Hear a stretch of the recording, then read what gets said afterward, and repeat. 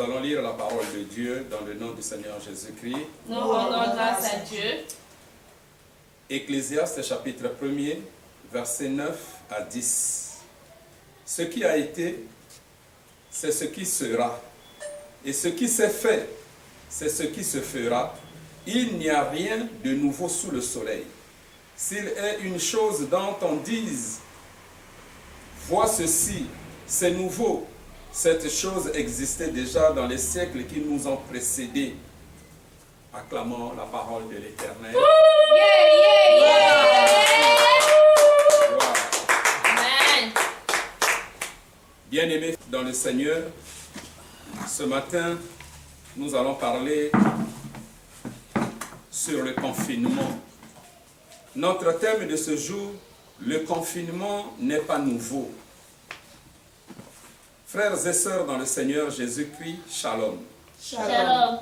En raison de cette épidémie de coronavirus, il est de mon devoir de vous adresser ce message vidéo et audio pour vous rappeler que vous ne devez pas céder à la panique, mais plutôt croire aux promesses que Dieu nous a faites.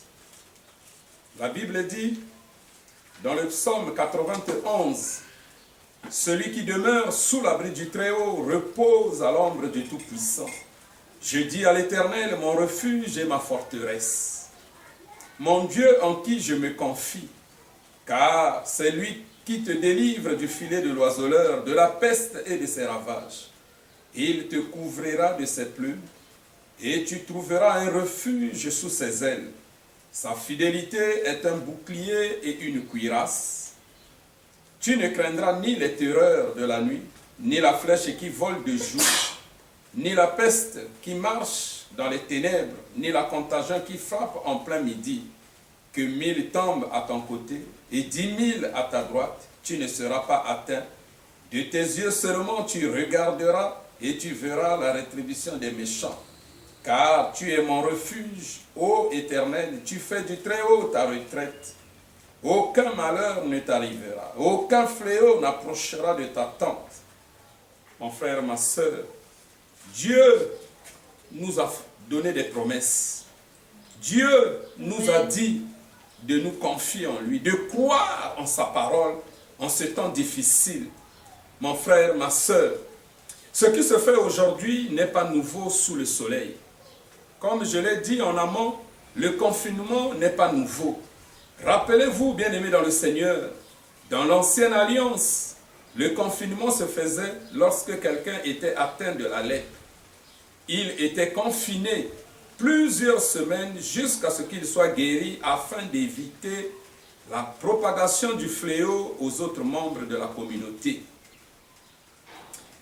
Les versets suivants de la Bible nous en disent plus sur les cas de confinement, à savoir Lévitique chapitre 13, verset 21, verset 46. Lévitique chapitre 14, verset 33 à 38. Nombre chapitre 5, verset 1 à 4. Bien-aimés dans le Seigneur, nous allons prendre le Lévitique chapitre 13, verset 21, 46. Il est écrit ceci. Si le sacrificateur voit qu'il n'y a point de poil blanc dans la tache, qu'elle n'est pas plus enfoncée que la peau, et qu'elle est devenue pâle, il enfermera cet homme pendant 7 jours. Verset 46. Aussi longtemps qu'il aura la plaie, il sera impur. Il est impur, il habitera seul. Sa demeure sera hors du camp. Bien-aimés dans le Seigneur, nous voyons ici un exemple de cas de confinement dans l'ancienne alliance. La Bible nous dit que lorsque quelqu'un était atteint de la lèpre, on devait le confiner pendant plusieurs semaines. Dans Lévitique chapitre 14, versets 33 à 38, la Bible nous parle de la même chose. Car les hommes, les femmes étaient confinés. Parce que Dieu avait compris que pour arrêter la propagation de cette épidémie, de cette pandémie, il fallait confiner des hommes, confiner des femmes, pour ne pas que la contagion atteigne un plus grand nombre. C'est ce que nous sommes en train de vivre aujourd'hui. C'est pourquoi Ecclésiaste a dit, il n'y a rien de nouveau qui se fait sous le soleil. Il n'y a rien de nouveau. Pour nous, en tant qu'enfants de Dieu, nous devons comprendre que le confinement existait dans la Bible. Aujourd'hui, nous devons accepter humblement le confinement ainsi que les mesures barrières afin de nous protéger les uns les autres. Notre confinement ne nous empêche pas d'élever nos voix et de crier à Dieu pour nous protéger et nous délivrer de cette pandémie, à l'exemple de Paul et de Silas dans la prison. Actes chapitre 16, verset 25. La Bible dit, vers le milieu de la nuit, Paul et Silas priaient et chantaient les louanges de Dieu et les prisonniers les entendaient. Mon frère, ma soeur, le confinement ne peut pas nous empêcher de prier. Le confinement ne peut pas nous empêcher d'élever nos voix vers notre Dieu. Amen. Le confinement ne peut pas fermer la parole de Dieu, ni emprisonner la parole de Dieu, car nos aînés dans la foi, Paul et Silas, nous ont démontré, malgré les chaînes, malgré l'emprisonnement, ils élevèrent leur voix dans cette prison-là. Ils chantaient des cantiques, louaient leur Dieu. Bien-aimés, nous devons suivre leur exemple.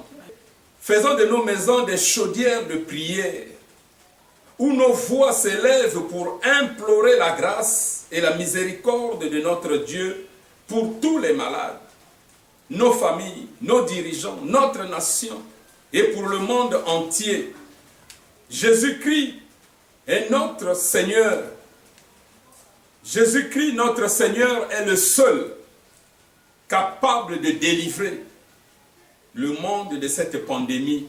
Alors, nous devons tourner nos regards vers celui qui sauve, vers celui qui a la solution, c'est Jésus.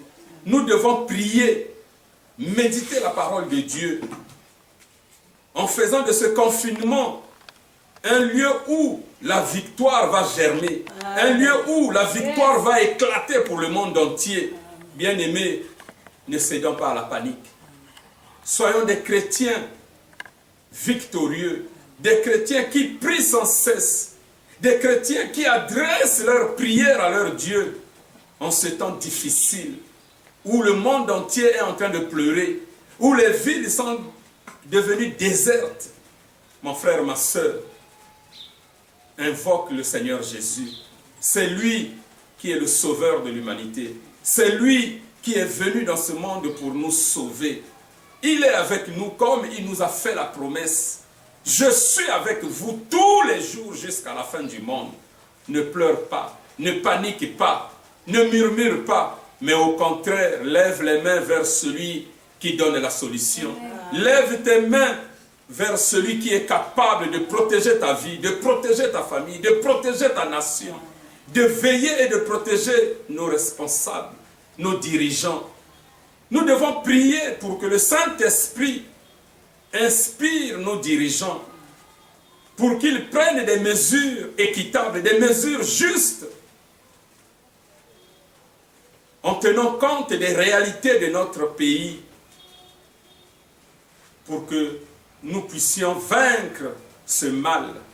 Bien-aimé, ma prière est que le Dieu que je sers de tout mon cœur te fortifie, te donne la force et que tu sortes de ce confinement victorieux, toi et toutes tes maisons, dans le nom puissant de Jésus-Christ.